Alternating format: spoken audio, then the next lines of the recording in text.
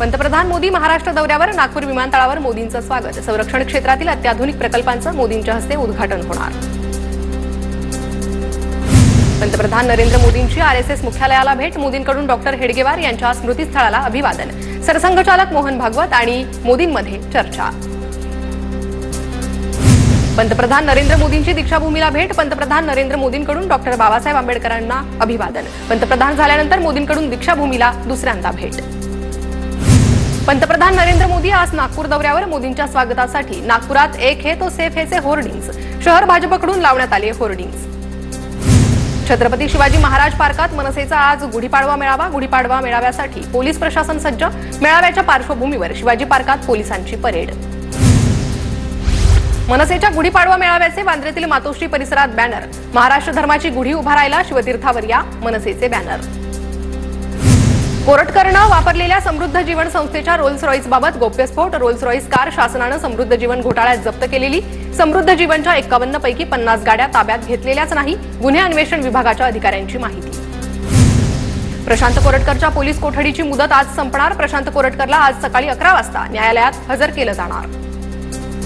कुणाल कामरा विरोधातील 3 गुन्हे खार पोलिसांकडे वर्ग। खार पोलीस ठाण्यात यापूर्वीच एक गुन्हा दाखल। राज्यभरात गुढीपाडवा आणि नववर्षाचा मोठा उत्साह। ठिकठिकाणी गुढीपाडवा आणि नववर्षानिमित्त स्वागत यात्रेचं आयोजन। ढोल ताशांच्या गजरात नववर्षाचं स्वागत।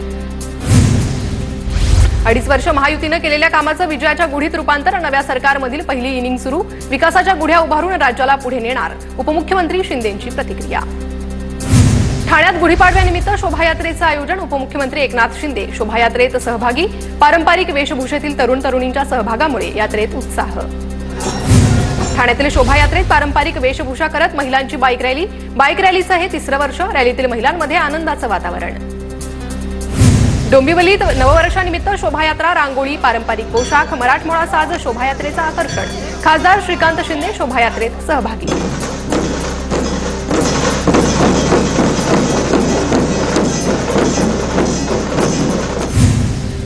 नागपुरात गुढीपाडव्याचा उत्साह। ढोल ताशांच्या गजरात शोभायात्रेला सुरुवात। मुख्यमंत्री देवेंद्र फडणवीस शोभायात्रेत सहभागी होणार। चैतन्यमय वातावरणात मराठी नववर्षाचं स्वागत।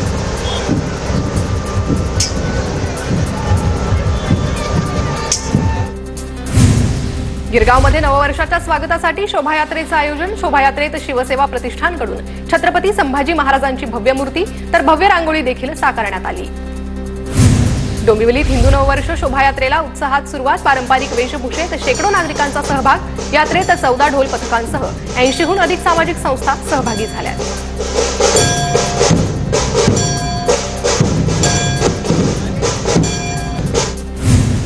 डोंबिवलीत गुढीपाडव्याच्या शोभायात्रेला मराठी कलाकारांची हजेरी। मराठी कलाकारांकडून ढोल वाजवून उत्साह साजरा।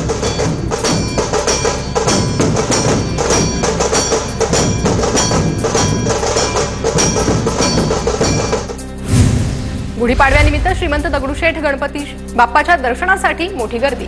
दगडूशेठ गणपती मंदिराला फुलांची आकर्षक सजावट।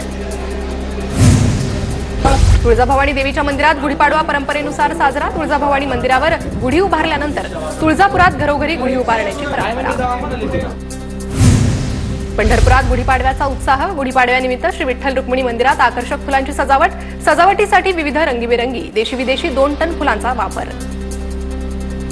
साईबाबांच्या शिर्डीतही मराठी नववर्षाचा उत्साह। साई मंदिराच्या सुवर्ण कळसावर श्रद्धा आणि सबुरीची गुढी। नाशिकच्या लोहणेरमधील जनता विद्यालयात विद्यार्थी आणि शिक्षकांकडून पुस्तकांची गुढी। गुढी उभारून वाचन संस्कृती जोपासण्याचा संदेश देण्यात आला। डोंबिवलीतील श्री गणेश मंदिर संस्थानतर्फे मराठी नववर्ष स्वागताची जय्यत तयारी। मंदिर विद्युत रोषणाईनं उजळलं। नववर्षाच्या स्वागताची पहिली पंचांग पूजा श्री गणेश मंदिरात संपन्न। पुण्याच्या राजगड, तोरणा, सिंहगड खोऱ्यातील हिरव्यागार मावळी बांबूला गुढीपाडवा सणामुळे चांगला बाजारभाव। शेतीसाठीही मावळी बांबूची मागणी वाढली। बांबूमुळे पुण्याच्या बाजारपेठेत दर आठवड्याला कोट्यवधी रुपयांची उलाढाल। गुढीपाडव्यानिमित्त सांगलीत सूर पहाट कार्यक्रमाचं आयोजन। मराठी गीतांच्या मैफिलीनं मराठी नववर्षाची सुरुवात। धनंजय मुंडेंचं करुणा मुंडेंसोबत झालेलं लग्न अधिकृत नाही। अधिकृत लग्न झालंच नाही तर पोटगी कशी देणार? धनंजय मुंडेंच्या वकिलाचा माझगाव कोर्टात युक्तिवाद। मुलं तुमची आहेत म्हणता मग करुणा मुंडे मुलांच्या आई कशा नाहीत? कोर्टाचा सवाल तर पुढील सुनावणी 5 एप्रिलला। सैफ अली खान हल्ला प्रकरणातील आरोपीचा जामिनासाठी सत्र न्यायालयात अर्ज, खोट्या प्रकरणात गोवल्याचा दावा, अर्जावर मंगळवारी सुनावणी होण्याची शक्यता. बच्चू कडू आज राज्यभरातील प्रहार कार्यकर्त्यांशी संवाद साधणार. विधानसभा निवडणुकीतील पराभवानंतर बच्चू कडू पहिल्यांदाच कार्यकर्त्यांशी संवाद साधणार. आगामी स्थानिक स्वराज्य संस्थेच्या निवडणुकींसंदर्भात बच्चू कडू कार्यकर्त्यांना मार्गदर्शन करणार. राजस्थानचे राज्यपाल हरिभाऊ बागडे हेलिकॉप्टरमध्ये तांत्रिक बिघाड, अपघातातून बागडे थोडक्यात बचावले. हेलिकॉप्टरमधून धूर निघाल्यानं हेलिकॉप्टर पुन्हा खाली उतरवलं. पुण्यातील पोर्शे कार अपघात प्रकरणात रक्ताच्या नमुन्यांची अदलाबदल करणाऱ्या डॉक्टरांचा परवाना रद्द करा. पुणे पोलिसांची महाराष्ट्र मेडिकल काउन्सिलकडे मागणी. राज्यात पुढील 4 ते 5 दिवस मध्यम स्वरूपाच्या पावसाची शक्यता. विदर्भातील काही जिल्ह्यांमध्ये गारपीट तर मुंबईत हलक्या स्वरूपाचा पाऊस पडण्याचा हवामान खात्याचा अंदाज. बाबा सिद्दीकींच्या पत्नीकडून हस्तक्षेप याचिका दाखल. अटक केलेल्या आरोपी विरुद्धच्या कारवाईत सामील होण्याची विनंती. अष्टविनायक मंदिराचा समावेश केंद्र सरकारच्या तीर्थक्षेत्र पुनरुज्जीवन आणि आध्यात्मिक वारसा संवर्धन योजनेत करा. खासदार राहुल शेवाळेंचं केंद्रीय सांस्कृतिक मंत्री गजेंद्रसिंह शेखावत यांना निवेदन. परभणी विभागासाठी 500 बस मागितल्या. शासनानं 10 बस दिल्या. उर्वरित नवीन बस देण्याची आमदार राहुल पाटलांची मागणी. साताऱ्याच्या कराडमधले सह्याद्री कारखाना निवडणुकीसाठी पीडी पाटील पॅनलची प्रचार सभा. प्रचार सभेला माजी सहकार मंत्री बाळासाहेब पाटील यांची उपस्थिती.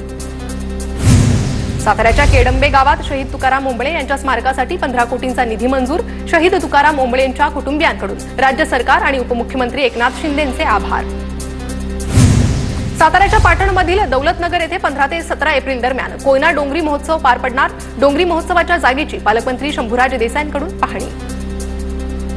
राज्यात पुढील 4 ते 5 दिवस मध्यम स्वरूपाच्या पावसाची शक्यता. विदर्भातील काही जिल्ह्यांमध्ये गारपीट तर मुंबईत हलक्या स्वरूपाचा पाऊस पडण्याचा हवामान खात्याचा अंदाज. सिंधुदुर्गात काही ठिकाणी पावसाची हजेरी. अवकाळी पावसानं आंबा काजू बागायतदार चिंतेत. कोकण किनारपट्टीवर विजांच्या कडकडाटासह पाऊस कोसळण्याची शक्यता. अदानी पॉवर प्लांटच्या कामगारांच्या आंदोलनाला आमदार विजय रहांगडालेंची भेट.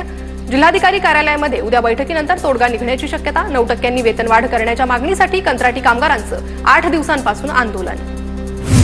वाळूने भरलेल्या हायवाची रस्त्यावर उभ्या असलेल्या ट्रकला धडक. अपघातात हायवा चालक गंभीर जखमी. मालेगावच्या सटाण्याच्या दसवेल गावाजवळ घडला अपघात. विरारमध्ये झोमॅटो डिलिव्हरी बॉय थोडक्यात बचावला. अचानक रस्त्याच्या कडेचं एक झाड कोसळलं. सुदैवानं तरुणाचे प्राण वाचले. हा संपूर्ण प्रसंग सीसीटीव्हीत कैद. सांगलीच्या मिरजेत भरदिवसा बुरखाधारी महिलांकडून चोरी. महिलाकडून सराफा दुकानात दागिन्यांवर डल्ला. घटना सीसीटीव्हीत कैद. नाशिकच्या दिंडोरीतील वणी गावात कालव्यात पडून 8 वर्ष शाळकरी बालकाचा मृत्यू. चिमुकल्याच्या मृत्यूमुळे परिसरात हळहळ व्यक्त. परभणी जिल्हा वकील संघाकडून शहीद दिन साजरा. ज्येष्ठ इतिहासकार संजीव देशपांडे यांचा व्याख्यान आयोजित. कोल्हापूर पालिका शाळांमध्ये प्रवेशासाठी पालकांच्या रांगा.